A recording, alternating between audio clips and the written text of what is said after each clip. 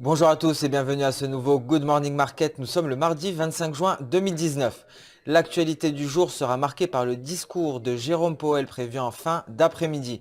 Ce discours intervient dans un contexte où Donald Trump vient de critiquer la Réserve fédérale américaine hier par le biais de son compte Twitter.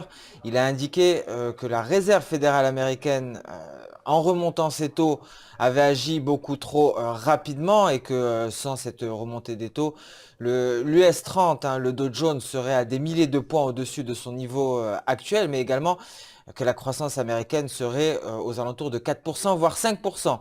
Donc Donald Trump, qui encore une fois passe par son compte Twitter pour passer des messages à Jérôme Powell. Alors est-ce que Jérôme Powell va confirmer cette probable baisse des taux pour le mois de juillet ou est-ce qu'il va revenir sur ses propos accommodants? C'est la question. En revanche, il est beaucoup plus probable que cette baisse des taux soit confirmée. Je vous rappelle que la probabilité d'une baisse des taux pour la réunion du FOMC de juillet est de 100%. C'est pratiquement du jamais vu, donc quasi certitude quant à une baisse des taux de la Réserve fédérale américaine lors de sa réunion en juillet. L'autre actualité marquante du jour, c'est l'or, qui est toujours sur des plus hauts de 6 ans. Alors cette explosion à la hausse est due bien entendu à une baisse du billet vert, mais également à cette incertitude quant au conflit commercial entre la Chine et les États-Unis. Passons sans plus tarder au calendrier économique du jour. Donc nous prendrons connaissance du discours de la BCE à 9h15. Ensuite à midi, les ventes réalisées CBI au Royaume-Uni. À partir de 16h aux États-Unis, les ventes d'immobilier neuf, mais également la confiance du consommateur du Conference Board. Et enfin, à partir de 19h, le discours du président de la Réserve fédérale américaine, Jérôme Powell, et à 19h15, un discours de la réserve de la BCE. Passons sans plus tarder sur la plateforme X-Station 5. Donc devant vous, la représentation graphique du dollar index en données journalières. Dollar index qui représente le dollar face à un panier de 6 devises majeures. Concernant le dollar index, celui-ci continue, il poursuit sa chute, il continue de glisser vers ce support, un support qui correspond à son point bas de la fin du mois de mars. Donc poursuite de la baisse du billet vert qui se reprend notamment légèrement aujourd'hui en début de séance. Je vous rappelle que le RSI est toujours largement en dessous de son seuil des 50. L'euro-dollar, quant à lui, est venu hier tester cette résistance, la résistance des 1,14, une résistance qui n'est pas parvenue à franchir. Et aujourd'hui, l'euro-dollar se replie légèrement sous cette fameuse résistance et pourrait aller chercher le support de la veille, qui, comme la résistance d'ailleurs, correspond à une prolongation ici de la SSB et correspond au niveau des 1,1373. Nous allons passer à présent sur l'AUD-USD. Nous allons parler donc des dollars des antipodes, l'AUD, le NZD.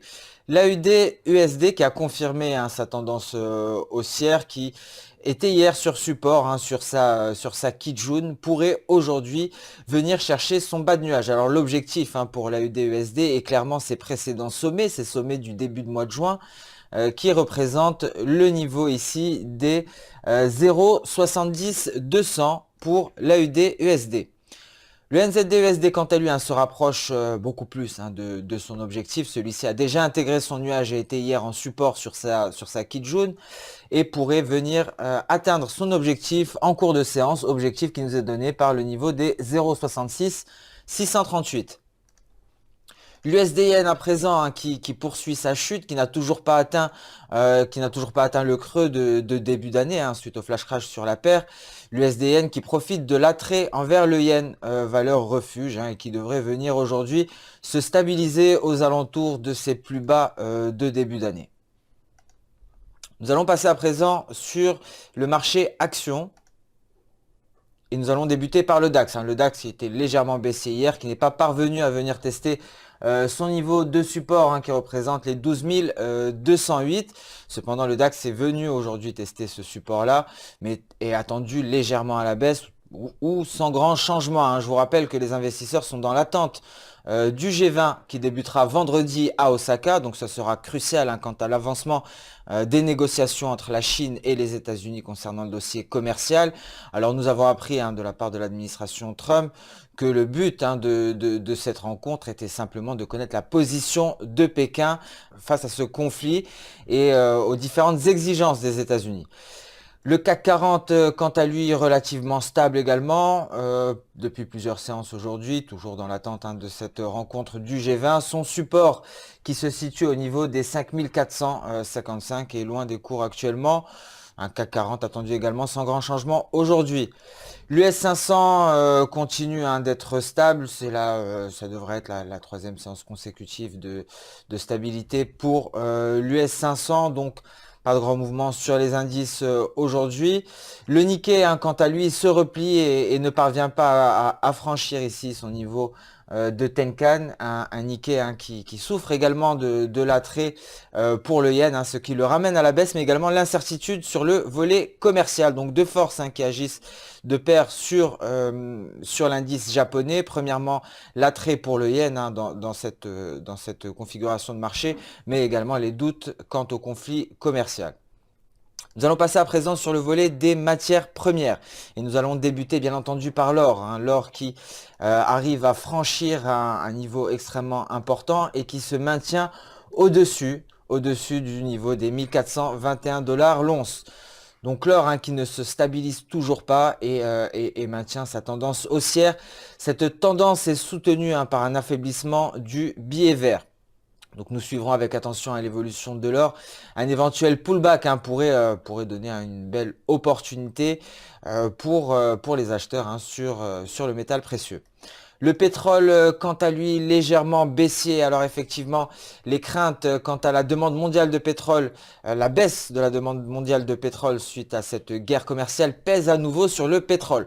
Alors ce qui avait amené à la hausse l'or noir, bien entendu, c'était l'escalade des tensions entre Téhéran et Washington. Donc aujourd'hui, visiblement, c'est la demande mondiale qui pèse sur les cours. Nous allons parler à présent de l'EMIS, donc cela représente l'émission, les contrats d'émission de CO2. Alors effectivement, nous avons abordé cet actif lorsque nous avions détecté un fanion. Donc aujourd'hui, la sortie a bien été effectuée, une sortie par le haut du fanion. Nous avons un léger repli ici, on pourrait chercher le bas du nuage, nous donnant un bon point d'entrée. Alors bon, selon Ishimoku, nous avons également ici une sortie de nuage. Alors cette sortie de nuage est un signal d'achat lorsque nous aurons une validation qui nous sera donnée par la lagging span qui franchira la borne supérieure de la figure chartiste. Alors pour le moment, donc voici la lagging span qui représente les cours de clôture 26 périodes dans le passé. Celle-ci se replie et refuse de sortir de la figure par le haut, ce qui se matérialise ici par un pullback et donc par un contrat émis qui vient chercher le haut de son nuage. Par la suite, on pourra assister à une impulsion haussière et une sortie de la lagging span par le haut, ce qui validerait le signal d'achat. Donc nous garderons sous surveillance les contrats émis qui représentent les émissions de CO2. Ce Good Morning Market touche à sa fin. Je vous remercie d'avoir suivi avec attention. Je vous donne rendez-vous dès demain pour un nouveau point marché.